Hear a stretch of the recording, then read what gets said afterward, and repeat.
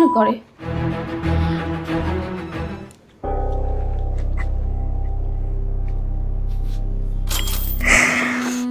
আপনি চিৎকার করার চেষ্টা করেন, এই বাধা দেওয়ার চেষ্টা আমাকে করেন। বলেছে তুই কি জীবন চাস নাকি চিৎকার করবি, যদি মরতে চাস তাহলে চিৎকার কর। আমি আর সাহস পাইনি, কারণ রুমের মধ্যে টোটালি আমি একা। আমাকে যদি মেরে ফেলে, আমি দিন শেষে এটা ভয় পেয়েছি, আমাকে যদি মেরে ফেলে।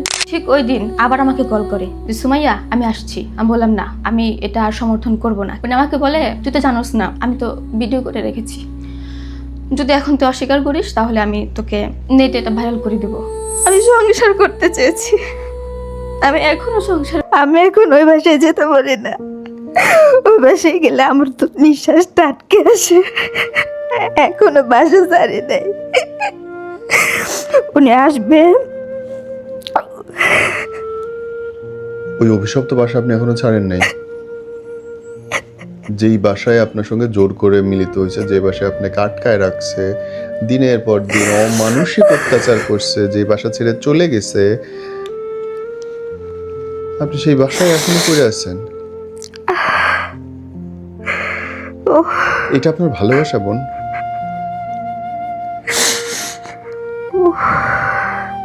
রাত্রে পিটাইতো, সকালবেলা অফিসে যেত, আবার সন্ধ্যার সময় এসে একটু যত্ন করতো, আবার আপনি সব ভুলে যেতেন। একবার এসেছে ঘুরতে, সেটা হচ্ছে এই যে রবীন্দ্র সরোবর, সবার সামনে আমাকে মারলো, সবাই তাকিয়ে তাকিয়ে দেখলো, কেউ কিচ্ছু করলো না। লাথ আপনার জায়েজ হয়ে গেল? প্রকাশ্য রাস্তায় সবার সামনে আপনার থাপড়ানো জায়েজ হয়ে গেল? একটা শিক্ষিত উচ্চ বংশের মেয়ে, টাকা পয়সা আছে, হাও আপনি অন্য মেয়েদের জন্য সঠিক দৃষ্টান্ত না? এই এত বড় গাধামি সঠিক দৃষ্টান্ত হইতে পারে না বোন। বিশ্বাস আর অন্ধবিশ্বাসে আকাশ পাতাল পার্থক্য থাকে। সংসার করতে চাওয়া আর আপনি যেটা করতেছেন আমি জানি না এটারে কি কি ভাষা বলে বোন। আমার এটা আমি বোকামি করে ফেলেছি, আর এখন সংসার করতে চাই। মানুষ জানোয়ারকেও প্রতিদিন মারে না, যেটা আপনার করছে। আমাকে এভাবে টর্চার গুলো করেছে দিনের পর দিন। আমার মার সাথে কথা বলতে দেয় নাই, মা বিল্ডিং এর নিচে এসে দাঁড়িয়ে থাকছে। আমার আপনি পাগল।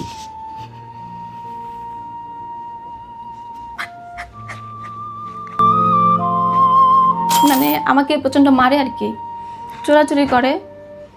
আমি ওই রাতে কি করবো বুঝতে পারছিলাম না। 11টা পর্যন্ত উনি আমার বাসায় ছিলেন। আমার মা ফোন করে, আমি ফোন ধরতে পারি না। আমি কি করবো বুঝতে পারছিলাম না। ওই রাত এভাবেই কাটালাম। আপনার তো ভয় পাওয়ার কথা। মেরেছে, আবার যত্নটাও করেছে। আমি যে একা একা বের হয়ে যাব, দরজাটা লক করে যেত। দিনের বেলায়? দিনের বেলা। দিনের বেলা আপনার বন্দি রেখে যেত? বন্দি রেখে যেত, তালা মেরে যেত? তালা মেরে যেত। আমার কাছে কোনো ফোনও থাকতো না। মানে আমি যোগাযোগটা করব কিভাবে, আমি যাব কিভাবে? আমি মায়ের কথা শুনি নাই, এটা আমার সবচেয়ে বড় ভুল। হইয়া মায়ের কথা আমি শুনি নাই। আমি যদি তখন মায়ের কথা শুনতাম, আমি ওনার সাথে বিয়ের জন্য রাজি হতাম না। আপনি মায়ের কথা না শুনলেন, কিন্তু যে লোকটার সঙ্গে আপনি বিয়ে করবেন, থাকবেন বলে প্ল্যান করলেন, তার গ্রামের বাড়িতে আপনি একবার খোঁজ নিলেন না? সেগুলো আমি এখন চিন্তা করছি। আমি কয়েকদিন কন্টিনিউয়াসলি কান্না করতে করতে এখন চোখে সমস্যা হয়ে গেছে আমার। আপনার চোখ লাল টকটকে হয়ে আছে।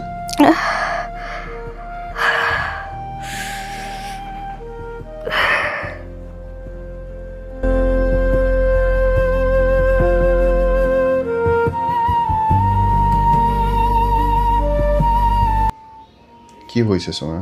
আমি মাস্টার্স কমপ্লিট করেছি। মাস্টার্স কমপ্লিট করার পর ভাবলাম যে আমি বিদেশে চলে যাব উচ্চতর শিক্ষার জন্য, ডাবল মাস্টার্স এবং পিএইচডি করব। এজন্য হচ্ছে আমার কোচিং সেন্টারে ভর্তি হওয়া আইএলটিএস এর। সেখানে প্রথমে ভর্তি হয়ে আমি একটি স্পোকেন ক্লাসে, ওটা শেষ করে আইএলটিএস এর কোর্সটা করতে চেয়েছিলাম।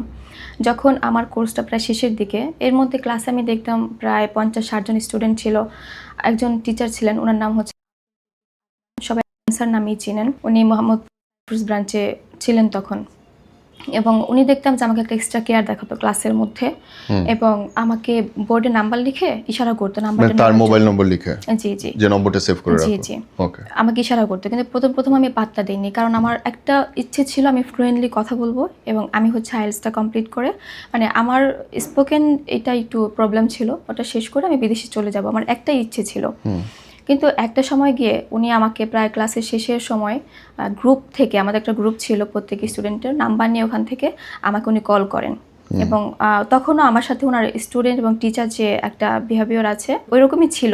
এবং ওনাকে আমি তখনও বলেছিলাম আমার শুধু একটাই চাওয়া, আমি ভালো একটা স্কোর চাই আইএলসের। নিশ্চয়তা দেয় বা আশ্বাস দেয় যে আমি তোমাকে সাহায্য করব, সর্বাত্মক সাহায্য করব।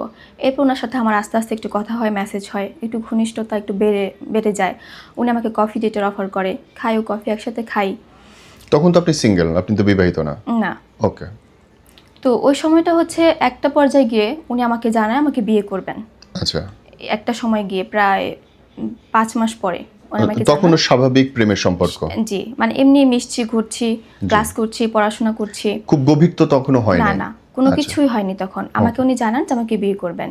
কিন্তু আমার মাঝখান থেকে যে একটা প্রেম ওরকম কিছু ছিল না, একটু ছিল ভালো লাগা, একজন টিচার হিসেবে যে একজন মানে ভালো তখন লাগা। আপনার তরফ থেকে ভালোবাসা সৃষ্টি হয় না, না? তখনও হয়নি। ওকে।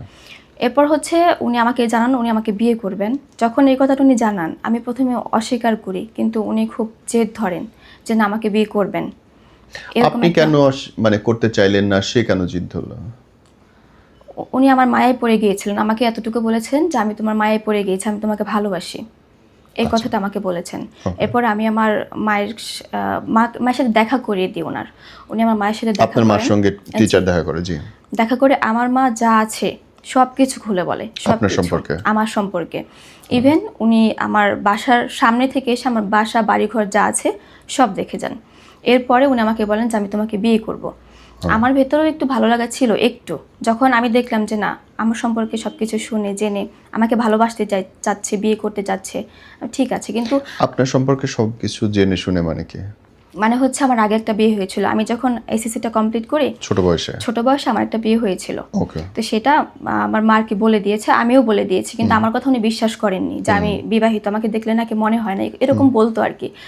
তারপর হচ্ছে আমার মা বিষয়টা যখন জানতে পারে, ওই দিন যখন দেখা করে, আমার মা বলে যে না আমি তোমার কাছে আমার মেয়েকে বিয়ে দেবো না। কেন? আমার মা এর আগেও হচ্ছে ইতিমধ্যে খোঁজখবর নিয়েছে ওনার সম্পর্কে, অনেকগুলো নেগেটিভ তথ্য পেয়েছে। যেমন এর আগে উনি ফার্মগেট ব্রাঞ্চে ছিল, আমি যখন ক্লাস করেছি তখন মোহাম্মদপুর ছিল, কিন্তু এর আগে ফার্মগেট ব্রাঞ্চে ছিল। ওইখানে ঠিক 1.5 বছর আগে অনলাইনে একটা নিউজ আসছিল, ওনার ধর্ষণ সংক্রান্ত একটা নিউজ, মানে ছাত্রীদেরকে, মেয়ে স্টুডেন্টদেরকে একটা উত্ত্যক্ত করা নিউজ, যেটা আমি জানতে পারি নাই, আমি জানতে পেরেছি রিসেন্টলি, গণমাধ্যমে এসেছিল। এবং ওনাকে ওইখান থেকে বাদ দিয়ে দিয়েছে। তারপর পুরান ঢাকা যে ব্রাঞ্চটা ছিল ওইখানে ওনাকে নেয়নি, নিয়েছিল কিন্তু আবার বাদ দিয়ে দিয়েছে। এই সমস্ত কারণেই মিরপুর থেকে মানে একই কাহিনী ওনার ছিল। এরপর আমার সাথে দেখা হয়েছে। তো এই কোনো কিছু আপনি তখনো জানতেন না? আমি তখনো জানতাম না। এই ঘটনাগুলো আপনি জানলেন কবে যে তার সম্পর্কে এরকম কাণ্ড? মানে আমি বলছি, আমি কাহিনীতে আসবো। আমাকে এমন করে রেখেছিল, আমাকে বাসা থেকে বের হতে দেয়নি। আমার হাতের ফোন, আমার 2টা হাতের ফোন উনি নিয়ে গিয়েছে, মানে আমি কারোর সাথে যোগাযোগ করব আমাকে এটাও করতে দেয়। আমার অনেক টর্চার। ওনার সঙ্গে আপনি যখন বললেন, আমাকে এই পর্যন্ত বললেন যে ওনার সাথে আপনার মানে রাজি হয় না মা দিতে। জি। রাজিটা করালো কেমনে? আমার মা রাজি হয়নি। এরপর ওনাকে আমি জানাই যে আমার মা কিছুতে রাজি হচ্ছে না, কিন্তু উনি বলে যে না আমি তোমাকে বিয়ে করবো। আমি দরজাটা খুলি দেখি উনি, আমি অবাক হয়ে যাই। আমি জিজ্ঞেস করলাম আপনি এখন আপনি না বলেন মানিকগঞ্জ যাচ্ছেন? উনি কোনো কথা বলে না, ঠকিয়ে আমার হাতে একটা ফোন ছিল, ফোনটা নিয়ে যায়, উপরের দরজাটা লক করে দেয়। তারপর মানে আমাকে প্রচণ্ড মারে আর কি, চোরাচুরি করে, ধর্ষণ করে। আমি ওই রাতে কী করবো বুঝতে পারছিলাম না। 7টার দিকে রুমে ঢুকে আমি 9টার মধ্যে আমার বাসায় ব্যাক করব, কারণ হচ্ছে আমার বাসাটা খুব কাছে, রিক্সা নিলে 5-6 মিনিট আমার বাসায় চলে যাওয়া যায়। 11টা পর্যন্ত উনি আমার বাসায় ছিলেন। আমার মা ফোন করে, আমি ফোন ধরতে পারি না, আমি কী করবো বুঝতে পারছিলাম না। ওই রাত এভাবেই কাটালাম। মানে জোর করে, অথচ সে তো আপনার ভালোবাসা মানুষ, ওর সাথে 2 দিন পরে বিয়ে হবে। আমাকে বলেছে 7 দিন পরে বিয়ে করবে। একটা পবিত্র সম্পর্কের দিকে এগোচ্ছে, আপনাকে তাহলে জোর করবে কেন? অপবিত্র কেন করবে? জানি না, করেছে এটা। আপনি চিৎকার করার চেষ্টা করেন, এই বাধা দেওয়ার চেষ্টা করেন? আমাকে বলেছে তুই কি জীবন চাস নাকি চিৎকার করবি, যদি মরতে চাস তাহলে চিৎকার কর। আমি আর সাহস পাইনি, কারণ রুমের মধ্যে টোটালি আমি একা। আমাকে যদি মেরে ফেলে, আমি দিন শেষে এটা ভয় পেয়েছি, আমাকে যদি মেরে ফেলে। 11টায় উনি চলে যায় আমার রুম থেকে। চলে যাওয়ার পর আমি থাকি। সকালবেলা আমি কাউকে কিচ্ছু জানাই না, ফোনেও না, এমনি কোনো কিচ্ছু বলি না, চলে যাই কেরানীগঞ্জ মডেল থানায়। ওখানে কি সব কিছু আমি বলি ওনাদেরকে। সব কিছু বলার পর ওনারা একটা মামলা দায়ের করে। আমি মামলা সম্পর্কে এতটা অভিজ্ঞ না, আমি বুঝিও না, এখনও পর্যন্ত বুঝি না আমি কোনটা কি। যখন মামলাটা হয় আমি বাসায় চলে আসি, আমার মেডিকেল করে এই সরকারিভাবে, ওখানে আমি 2 দিন থাকি থানায়। তারপর আমার সাথে মহিলা পুলিশ থাকে এবং সব শেষ করে প্রসিডিউর যা ছিল ওনাদের শেষ করে আমি বাসায় চলে আসি। ঠিক ওই দিন আবার আমাকে কল করে যে সুমাইয়া আমি আসছি। আমি বললাম না, আমি এটা আর সমর্থন করব না, কিন্তু আমি যে মামলা করেছি এটা ওনাকে আমি জানাই না। এটা আমাকে পুলিশে বলতে নিষেধ করে দিয়েছে, আপনি বলবেন না মামলা করেছেন।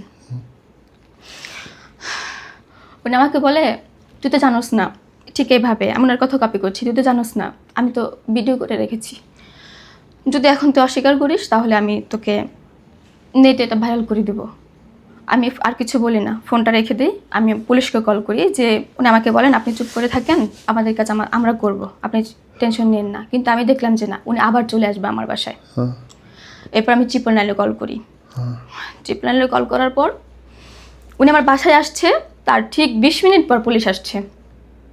পুলিশ এসে ওনাকে ধরে নিয়ে গেছে আমার সামনে থেকে। আমারে তখন বলে সুমাইয়া আমি খুব অসহায়, তুমি তো জানো। উনি আমাকে আবার বলছে ওনার কথা যে আমি খুব গরিব, আমার বাড়ি নাই, ঘর নেই, আমার বাবা নেই, বাবা অনেক ছোটোবেলা মারা গেছে, আমি অনেক কষ্ট করে বড় হয়েছি, অনেক স্ট্রাগল করে পর্যন্ত আসছি, তুমি আমার ক্যারিয়ারটা নষ্ট করো না। উনি আমার মাকে এই কথাটা বলে। তখন আমার ভেতর থেকে প্রচণ্ড জেদ কাজ করছে যে আমরা তো বিয়ে করব, তাহলে এইটা না করলেও তো হতো, আমরা তো খুব শীঘ্রই বিয়ে করতাম। আমার প্রচণ্ড জেদ কাজ করছিল। আমি কিছু বলি না, ওনাকে পুলিশ নিয়ে যায়। সারা রাত আমাকে পুলিশকে কনভিন্স করে 4 থেকে 5 বার উনি আমাকে কল করেন। কল করে একই কথা বলতে থাকেন এবং বলেন তুমি যদি কালকে সকালে না আসো, আমাকে না বাঁচাও, তাহলে তোমাকে আমার হয়ে যাবে, কি বলে রিমান্ড হয়ে যাবে, তুমি আমাকে আসো, বাঁচাও, আমি তো তোমাকে বিয়ে করবো, আগেই বলছি, ভালোবাসি তোমাকে, এরকম আমি নিজেকে করতে পারি নাই। উনি আমাকে এটা বলছে, কিন্তু আমি ভাবলাম যে না, তাহলে আমাকে বলে আসতো, আমার বাসায় যা আসলো আমাকে না বলে আসতো না, মিথ্যে কথা। উনি বলতেছে মানিকগঞ্জ। এরপর আমি যাই থানায়। পরের দিন সকালে, যেদিন ওকে রাতে নিয়ে গেল, ওর ভাই কল করলো সারা রাত। পরের দিন সকালে আমি থানায় যাই, কিন্তু থানায় গিয়ে দেখি তখন আর কিছু করার নেই, অলরেডি ফাইল হয়ে গেছে এবং ওকে কোর্টে চালান করে দিবে 11টার মধ্যে। ও তখন আমাকে ফোনে করে আমাকে দিক নির্দেশনা দেয়, ডিরেকশন দেয়। আমাকে ফোনের মাধ্যমে পুলিশকে কনভিন্স করে ফোনের মাধ্যমে আমাকে অ্যাডভোকেটের নাম্বার দিলেন এবং ওই অ্যাডভোকেটের সাথে আমি যোগাযোগ করে আমার নিজের টাকা দিয়ে, আমার হচ্ছে কার্ডে টাকা ছিল, আমার কার্ডটার সাথে ছিল, তখন 30,000 টাকা আমি বুথ থেকে তুলে অ্যাডভোকেটের সাথে কথা বলে ওনার জামিন করাই। জামিনটা হয় আবার কিভাবে, বিয়ের শর্তে। অ্যাডভোকেট আমাকে বলে যদি আপনি বিয়ে না করেন এই ধরনের মামলায় সাধারণত জামিন হয় না, আপনি আজকে বের করতে পারবেন না। এটা হচ্ছে গত 2025-এর জুন মাসের 3 তারিখের কথা বলছি। 3 তারিখে ওনাকে অ্যারেস্ট করে 4 তারিখে ওনার জামিনটা হয় আর কি। আর ঈদটা ছিল হচ্ছে, কুরবান ঈদটা ছিল 7 তারিখে। ওই দিনই লাস্ট ওয়ার্কিং ডে ছিল, ওই দিনই কোর্টটা অফ হয়ে যাবে। এরপরে তা না হলে ওনাকে আর কি জেলেই থাকতে হবে সারাক্ষণ। একবার যদি জেলে নাকি চলে যায় আবদুল্লাহপুর, তাহলে নাকি বের করাটা খুব টাফ হয়ে যাবে, আমাকে এমনটা বোঝায়। এরপর আমি বলছি ঠিক আছে, আমি রাজি হয়েছি, যেহেতু বিয়ে করব, ভালোবাসি, রাজি হয়েছে, ওনাকে বের করেছি। এরপর আমি বললাম যে দেখেন আমি তো একা এসেছি, আপনি যেহেতু একটা অগারেন্স করে ফেলেছেন আমার সাথে এরকম, আমি এখন আপনাকে আর বিয়ে করতে চাই না, যদি বিয়েও করতেও চাই আমার সময় লাগবে, আমি ফ্যামিলির সাথে কথা বলবো, আমার মায়ের সাথে, মাকে আমি আবার বোঝাবো, আমার আরও যারা আছে আমার ফ্যামিলির তাদের সাথে আমি কথা বলবো, দেন আপনার সাথে আমি ডিসিশনটা নিব। উনি আমাকে ওখান থেকে আসতে দেয় না। আমি বলেছি আমাকে 2 মাসের সময় দেন, আমি 2 মাস পরে বিয়ে করব, কিন্তু আসতে দেয় না। তারপর বললাম 7 দিনের সময় দেন, আসতে দেয় না। আমি জজকোর্ট মোড় থেকে রাইসাবাজার মোড় পর্যন্ত চলে আসছিলাম, জজকোর্ট থেকে বের হয়ে ওখান থেকে রাইসাবাজার মোড় পর্যন্ত চলে এসেছি। আমাকে হাত ধরে টেনে নিয়ে গেছে, সব কিছু স্বাভাবিক। আমি যে ওনাকে যে অ্যারেস্ট করে নিয়ে গেল, ওনার মুখ দেখে মনে হয় না উনি আমার উপর রেগে আছেন বা ক্ষিপ্ত হয়ে আছেন, কিচ্ছু না। আমার হাত ধরে টেনে উনি অ্যাডভোকেটের চেম্বারে নিয়ে যান, ওখানে একজন হুজুর ডাকেন এবং বিয়ে পড়ান আর কি। আমাদের 5 লাখ টাকা কাবিনে বিয়ে হয়। তারপরে উনি আমার সাথে ওখান থেকে বের হয়ে বলে ভাল লাগছে, আজকে বিয়ে করেই ফেলেছি, তাহলে চলো বুড়িগঙ্গা নদীতে 1 ঘন্টা আমরা ঘুরি। নিয়ে 1 ঘন্টার জন্য একটা নৌকা ভাড়া করেন, কিন্তু আমি সাঁতার জানি না। ট্রলার যাচ্ছিল, ঢেউ উঠছিল, নামছিল, আমি প্রচণ্ড ভয় পাই এবং 15 মিনিটের মধ্যে ওখান থেকে নেমে যেতে বাধ্য হয় আর কি। আমার জন্য আমি একটু ভয় পেয়ে যাচ্ছিলাম। এরপরে উনি বিয়ে করার পর সরাসরি আমার বাসায় চলে আসে। আমি যে বাসাটা ভাড়া নিয়েছিলাম, নতুন বাসাটা, ও বাসায় চলে আসে। এখন সিঁড়িতে উঠছে আর বলছে এখন তো আমি তোর হাজব্যান্ড, এখন তুমি কাকে ডাক দিবা, দাও, এখন কি করবে, এখন পুলিশ কল করবা, এখন তো আর পারবা না। একটা বুকে সাহস থাকে না, ওইভাবে নিয়ে উনি সিঁড়িতে উঠছে আর আমাকে বলছে। যাই হোক, ওইভাবে চলছিল, সংসার করছিলাম। ভালোই যাচ্ছিল। কতদিন একসাথে ছিলেন? 10 মাস। সম্পর্ক স্বাভাবিক ছিল কতদিন? সম্পর্ক স্বাভাবিক বলতে রাতে মারতো, সকালে সরি বলতো, অফিসে গিয়ে মারতো। কেন? আমি জানি না, শুধু শুধু শুধু আমাকে মারতো। আবার বলতো ঠান্ডা ছিল, ঠান্ডার মধ্যে ঝর্ণার পানিতে 2 ঘন্টা ভিজতে হবে। মানে প্রচণ্ড শীতে কাঁপুনি ধরে যেত, কিন্তু ওনার মন ভিজতো না। আমি কান্না করতাম যে আমার শাস্তি দেওয়া কি হয় না, মানে করতে চান, মানে কোনো Action নিতে চান। অ্যাকশন নিতে চান, তাহলে আমি আপনাদের হেল্প করব। কিন্তু ও তখন আমাকে ফোন করে, একটু দূরে গিয়েই ও ছেলেদের মেয়েদের কাছ থেকে একটু দূরে গিয়েই আমাকে ফোন করে বলে, সুমা আমি ভুল করছি, আমি আর মারবো না তোমাকে, আমি আর জীবনেও কখনো তোমাকে মারবো না, তুমি আসো। আমি ওর কথায় গলে যাই এবং ভাবি যেহেতু আমার বিয়ে হয়েছে, সংসার করব, আমি ওকে ভালোবাসি, বিয়ে হয়ে একবার গিয়েছে, 2বার একটা মানুষের ভুল হইতে পারে, 100বার তো বোন ভুল হয় না। আমি সংসার করতে চেয়েছিলাম। কেমনে সারা রাত ধরে আপনারা পিটাইতেছে, সকালবেলা ফোন করে সরি বলতেছে আর আপনি বলে যাচ্ছেন? আপনার এটা স্বাভাবিক লাগতেছে ব্যাপারটা? আপনার মনে হইতেছে না যে আপনি বরং ওরে প্রশ্রয় দিচ্ছেন যে আমারে মারো? কারণ আপনি কোনো অ্যাকশনই নিচ্ছেন না, কোনো প্রতিবাদ করতেছেন না।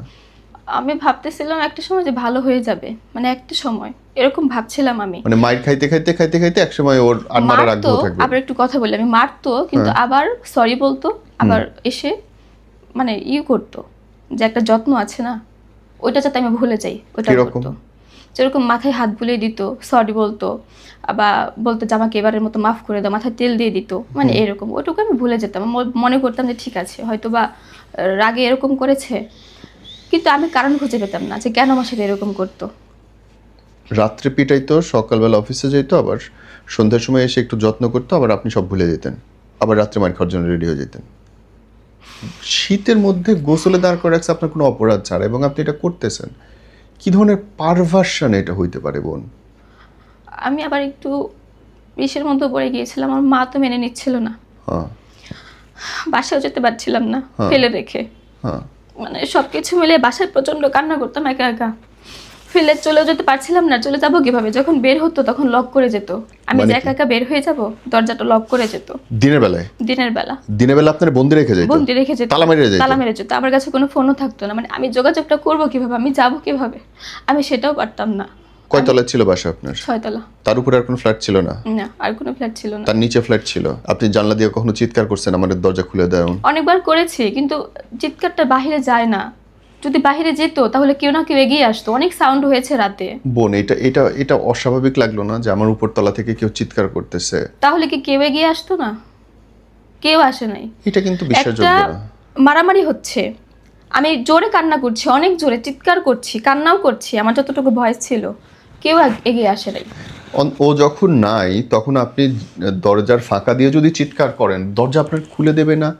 এটা কেমন অস্বাভাবিক লাগতেছে না বোন? এটা আমি করিনি, মানে দিনের বেলা করিনি। যখন মারতো তখন কান্না করতাম, জোরে জোরে কান্না করতাম, ফুপিয়ে ফুপিয়ে তা না, জোরে জোরে কান্না করতাম। আর এমন জোরে দরজা ধাক্কা মারতো, মানে 2টা রুম ছিল, যে আমার মনে হয় দরজার ধাক্কাই তো বাইরে যাওয়ার কথা, কিন্তু কেউ কখন এসে জিজ্ঞেস করেনি। মানে আপনি দিনের বেলায় কোনোদিন চেষ্টা করেন নাই বাইর না, হওয়ার? আমি দিনের বেলা কখনো চেষ্টা সে তালা মেরে যেত, আপনি ওতে খুশি ছিলেন যে ঠিক আছে রাইখা তো গেছে? না, আমি থাকতাম আর কি, ভেতরেই কান্না করতাম, থাকতাম তার ভেতরে। মানে আপনি বের হওয়ার জন্য তো চেষ্টাই করেন না, আমি চেষ্টা করিনি, এই চেষ্টাটা আমি করিনি কেন? কখনো। আমি জানি না এটা কেন আপনি করিনি, তো সেটা আমি বাচ্চা জানি না, না। আপনার 10 বছর বয়সে না, প্রথম বিয়ে আমি মেনে নিলাম, তখন আপনি ছোট ছিলেন। এখন তো আপনি বাচ্চা না বোন, আপনার নিজের বাচ্চা আছে। সংসার করতে চেয়েছিলাম যে। মাইর খাইয়ে এইভাবে অপমানিত হয়ে, শিক্ষিত মানুষ আপনি, একজন চরম শিক্ষিত মানুষ, মাস্টার্স অনার্স মাস্টার্স করা একটা মেয়ে, আজ একটা গ্রামের প্রতিবন্ধী তো অশিক্ষিত মেয়ে বলতো বোন আমার গায়ে লাগতো না, আমার তো লাগতেছে। অসুন্দর একটা মানুষ বলতো, তাও ধরে নিতাম যে কারণে আমারও কারণ ছিল। লেগেছে, কিন্তু আমি কোনো উপায় পাইনি। আমি সংসার করতে চেয়েছি, আমি এখনো সংসার করতে চাই ভাইয়া, এখনো চাই, স্টিল না আমি সংসার করতে চাই। আপনি পাগল, আপনি পাগল বোন। মানুষ জানোয়ারকেও প্রতিদিন মারে না, যেটা আপনার করছে।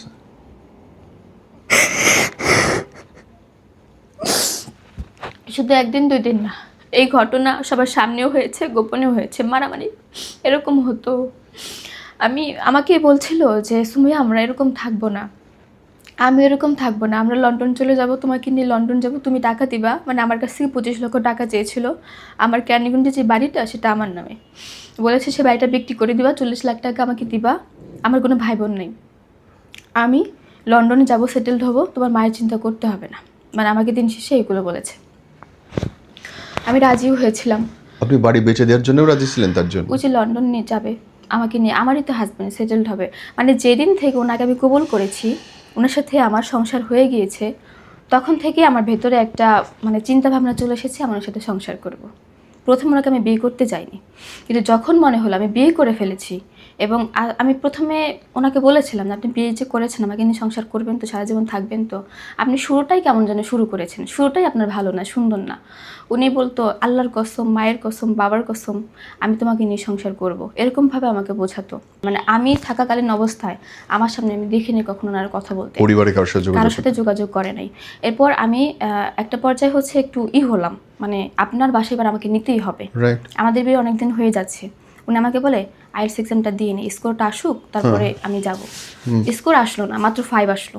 আরেকবার আইএলটিএস এক্সাম দিল, তাও স্কোর আসলো না, 5 আসলো। আমি বললাম আমি আর স্কোর মানি না, এবার আপনার বাসা আমাকে নিতে হবে। আপনার বাসা তো মানিকগঞ্জ, আমাদের ক্যানিগঞ্জ থেকে খুব বেশি দূরে না, আমাকে নিয়ে যান এবার আপনি। আমার অনেক টাকা ছিল, 15 লক্ষ টাকা। আমার বাবা এই সংসারে কি সেই কোনো ইনভেস্ট করতেছে? কোনো ইনভেস্ট করেনি। চাল ডাল, বাসা ভাড়া, বিদ্যুৎ বিল সবকিছু আমি করছি। আপনি তার মানে টাকা পয়সা বাসা ভাড়া দিয়ে একটা ছেলেরে রাখছেন, ব্যাপারটা তাই দাঁড়াইছে? যে এরকমই, ঘর জামাই রাখছেন? এইরকমই। বাহ। আমার বাবা বিদেশে থাকেন, উনি 15 লক্ষ টাকা আমাকে দিয়েছিলেন। আমার ব্যাংক স্টেটমেন্ট আছে, জমানো উঠানো সব কিছু আমার ডকুমেন্টস আছে, এবং ওই টাকাগুলো উঠিয়ে উঠিয়ে ওনাকে আমি দেই। যদি একটা সিনেমাও দেখতে হয় আমাকে নিয়ে বসুন্ধরাতে, সেই টাকাটা আমার কাছ থেকে নিয়ে নেয়। এইভাবে উনি নিচ্ছে।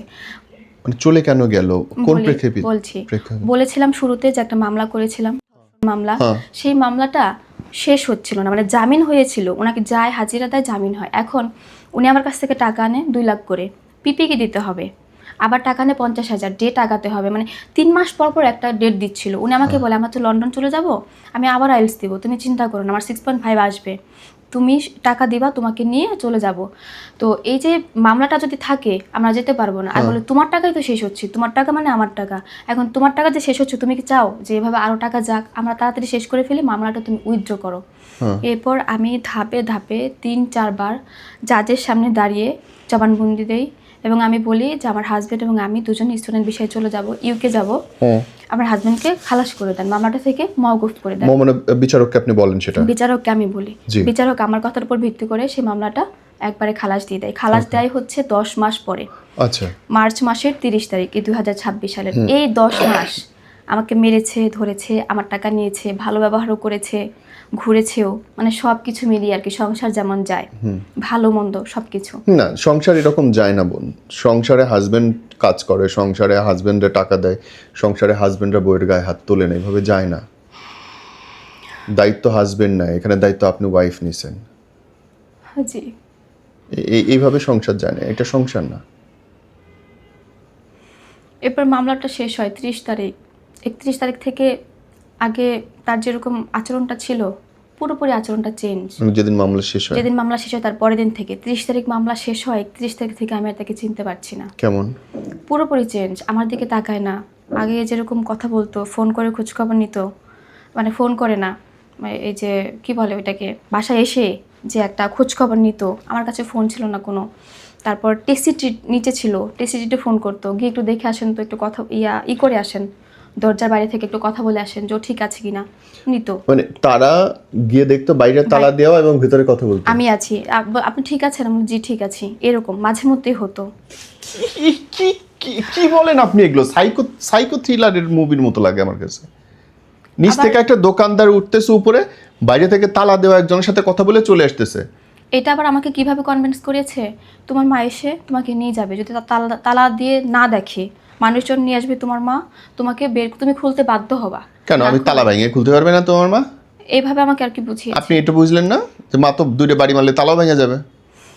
আমার এখানেই ভুল হয়ে গেছে, আমি মায়ের কথা শুনি নাই, এটা আমার সবচেয়ে বড় ভুল হইয়া, মায়ের কথা আমি শুনি নাই। আমি যদি তখন মায়ের কথা শুনতাম। এরপর জাজ সরাসরি হচ্ছে এফআইআর দিয়ে দেয়, মানে অ্যারেস্ট যেটা আর কি, জি, ওইটা দিয়ে দেয়। তারপর আমাকে অ্যাডভোকেট বলে যদি আপনার সাথে যেহেতু প্রতারণাটা করেছে আপনি আগের মামলাতে আবার উচ্চ আদালতে আপিল করেন। যেহেতু আপনার টাকা পয়সা নিয়ে গিয়েছে, উনি যদি সংসার না করার থাকতো উনি শুরুতেই বলতে পারতো যে সংসার করব না, টাকা পয়সা নেওয়ার দরকার নেই বা এগুলো।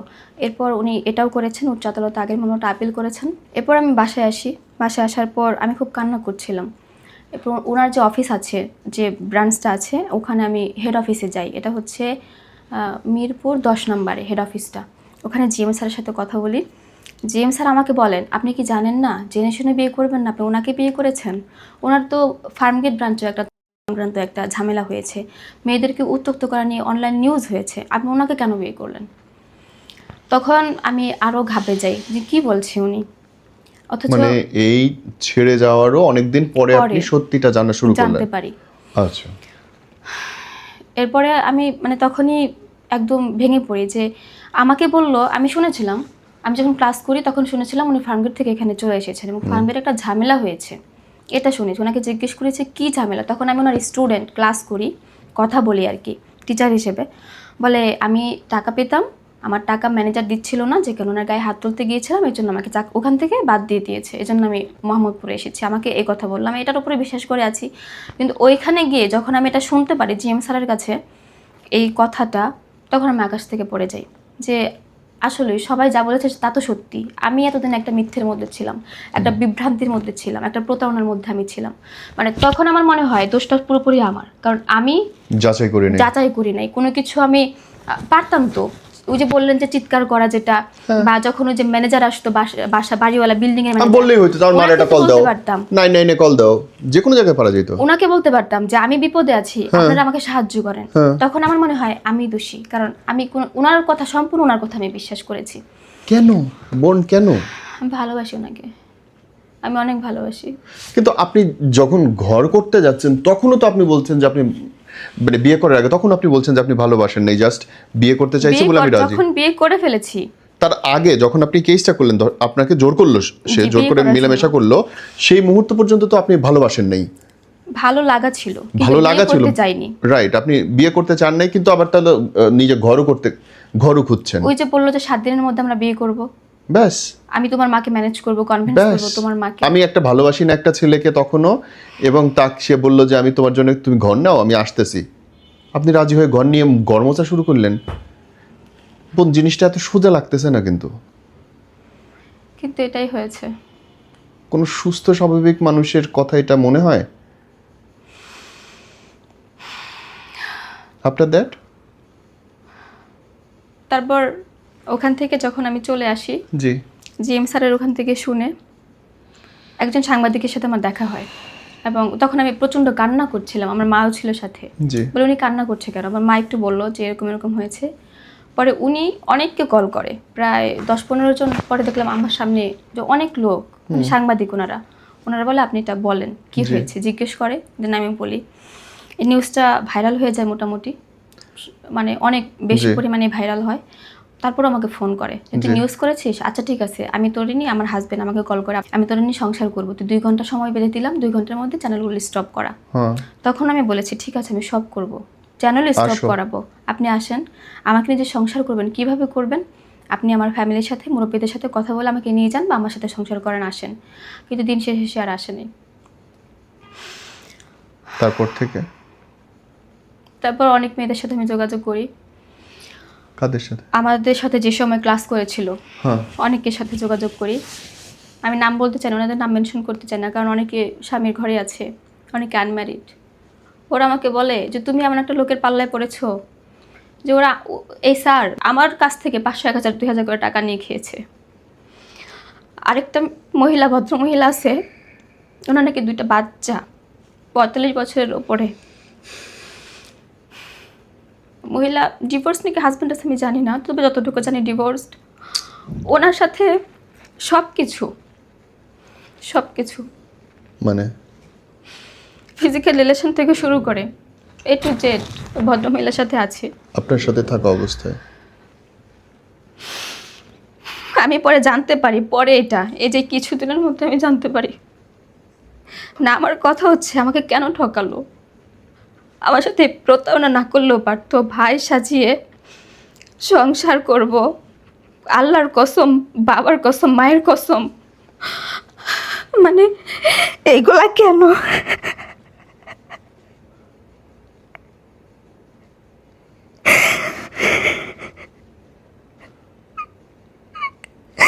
আমি এখন ওই বাসায় যেতে পারি না। ওই বাসায় গেলে আমার তো নিঃশ্বাসটা আটকে আসে। এখনো বাসা ছাড়ি নাই। উনি আসবেন। ওই অভিশপ্ত বাসা আপনি এখনো ছাড়েন নাই? যেই বাসায় আপনার সঙ্গে জোর করে মিলিত হয়েছে, যে বাসায় আপনাকে আটকায় রাখছে, দিনের পর দিন অমানসিক অত্যাচার করছে, যে বাসা ছেড়ে চলে গেছে, আপনি সেই বাসায় এখনো পড়ে আছেন? এটা আপনার ভালোবাসা বোন?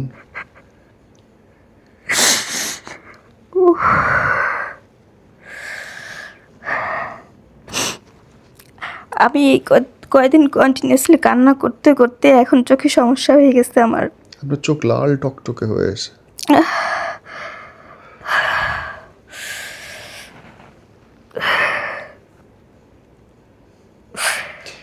মাফ করবেন যদি বাজে একটা কথা জিজ্ঞেস করি। আপনি বলছিলেন যে আর একজন মহিলার সঙ্গে তার শারীরিক সম্পর্ক।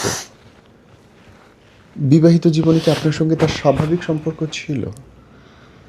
জি স্বাভাবিক মেলামেশা ছিল? জি,